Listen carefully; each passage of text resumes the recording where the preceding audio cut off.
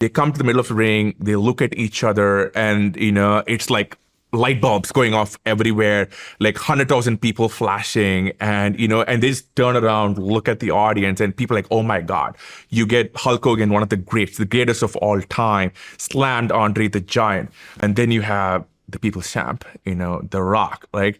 And so what happens is, remember, The Rock went in as the good guy. Hogan was the bad guy. Within the first 30 seconds, right, it becomes very clear that the crowd doesn't care who the good guy or the bad guy is. They want to cheer Hulk. They want to cheer Hogan. They want to cheer their childhood hero, right? And one of the amazing things which happens is in the first 30 seconds to a minute, The Rock does good guy moves. You do legitimate moves, you don't cheat, etc. And the bad guy works in a particular way.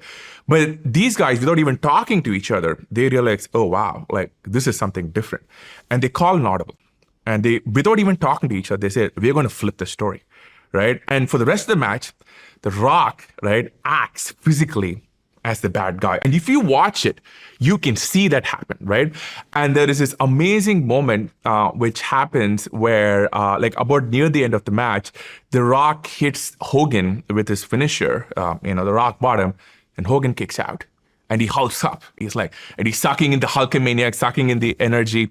And people are like connected to their childhood. I remember watching, I was connected to my childhood, right? People are like, oh my God, Hulkman is. No, The Rock eventually, winds up winning. But it is one of those amazing moments. But it's one of those amazing things where you're like 100,000 people, right? Feeling something together, like knowing how to navigate them.